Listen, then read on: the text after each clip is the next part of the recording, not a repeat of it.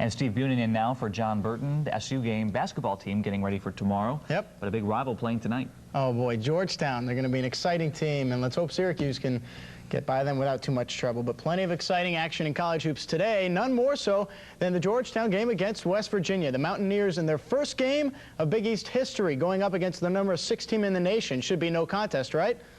Not at all. Check out the action. Santa Claus really lost some weight in the last few years, huh? To the game, up fake once, then, just stuff it home. Jahidi White, the monster slam. But the Mountaineers not intimidated. Damian Owens, the steal, and the jam of his own. 23-21 West Virginia at that point. Minutes later, Gordon Malone inside for the Mountaineers, up 4. But then Allen Iverson, 15 seconds left in the game. Watch the move. Oh, to put it into overtime, 76 apiece. The Mountaineers give it a great run, but the steal, and then Bobakar, ow. The Hoyas barely escape, 86-83 in overtime with the win.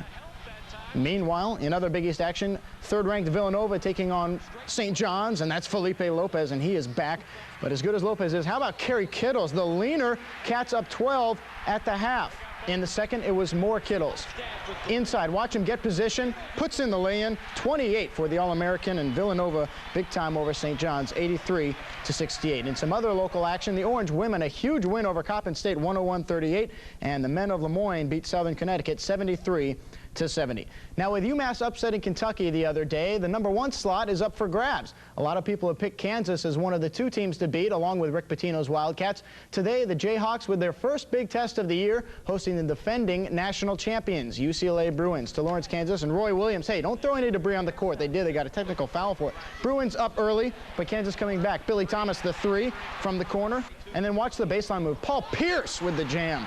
Bruins led by 19, but it's down to 15 at the half.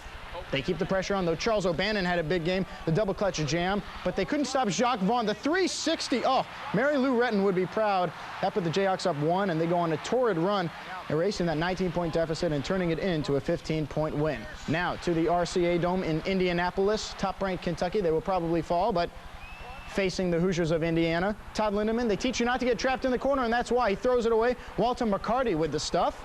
Enough jams for you tonight? Brian Evans, though, has he turned into a great player or what? The leading scorer, rebounder, and 3-point shooter for the Hoosiers. IU polling within 1. Then Andre Patterson with the stuff. Indiana within 1 again. But Kentucky, watch the tip jam by McCarty. And the Wildcats, Rick Pitino, coming out with a win by 7 over Indiana. To some other top 25 scores, Arizona and Houston is now 37-32 Wildcats at the half. UMass with a win over Maryland. Memphis over Florida A&M in the second. Mississippi State a win over BYU. Wake Forest over Lehigh. Iowa leading Colgate 41-22 in the first half. Duke falling to Illinois by 10. Missouri a big win over CSU. Stanford and North Carolina very early in the first. Louisville a big-time winner over Michigan State. Georgia Tech over Appalachian. Virginia Tech also a winner. And that's it for the top 25. But in the NBA, Derek Coleman not yet ready to play for his new team, the Philadelphia 76ers. Should be a couple of weeks, but Jerry Stackhouse doing just fine, thank you. The next Michael Jordan, I'll go on record, I think so. Look at the move. Sixers leading into the third quarter. Macaulay Culkin is happy. But Anthony Mason, the spin move drive, can't get it, but gets the finish. Mace with a big game for the Knicks, cutting the lead to 1. The Knicks' experience proves vital, but so does some luck. Watch Ewing getting stuffed, but it goes in. Hello. And the Knicks pull out the win, 94-85. Checking the NBA scoreboard, the Nets a winner without DC, and Boston losing big time to the Bullets. Chris Webber with 21 points. The Spurs beat the Suns 101-93. It's a final now. And Houston leading Charlotte 88-79. That's after 3. Now to the NHL. Busy night in professional sports. Pat LaFontaine having a good time in the Sabres-Bruins game. Randy Burridge, what a goal for the Sabres. But the Bruins come back. Adam Oates, the assist to Donato. He beats Dominic Ashik. And then from his knees, another goal on the knees. Beddoes for the Bruins, and Boston wins it by 2, 6-4. To the Devils Islanders. Matchup across the Hudson Bay. Martin Bertour beaten by Pelfrey. 2-0 Islanders in the first. And then Todd Bertuzzi, the slap shot, he tips it in. 4-1 at that point, and that was the final. The Islanders over the Devils. Well, now that we know that the Syracuse Orangemen football team is going to the Gator Bowl, we'll also crunch the numbers real quickly. Crunch an overtime loss to Cornwall. Their next game is tomorrow night at Adirondack. And now I'm so excited for football. Here it is. The Orangemen team is going to the Gator Bowl. The question now, What about the team they're playing? Clemson? Well, the Tigers finished the regular season at 8-3, ranked 24th in the country, and the Orangemen know it'll be a battle. So far, I haven't had a chance to watch much film, but I know they're going to try, to come in. Play on January 1st. Speaking of the Gators and who's going to be showing up, I don't like the way that mouthpiece fits. I'm going to put it right there. That looks a little better. Lawrence Wright. Interesting. You don't like the sideline view? How about from behind the goalpost? Danny Warfel to Chris Doring in the right side of the end zone. Touchdown Gators against Arkansas, the SEC championship.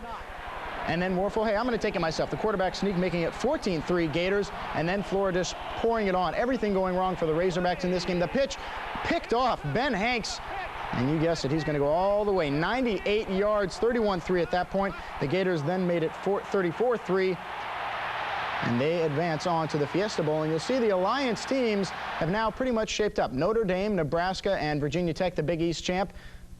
And Florida State, Virginia probably be the Seminoles. Texas beat A&M 16-6 today. They advance, and so do the Florida Gators with the win against Arkansas. And one more note for you today. Fred McGriff re-signing with the Atlanta Braves, a 4-year deal, so the Braves keep their first baseman.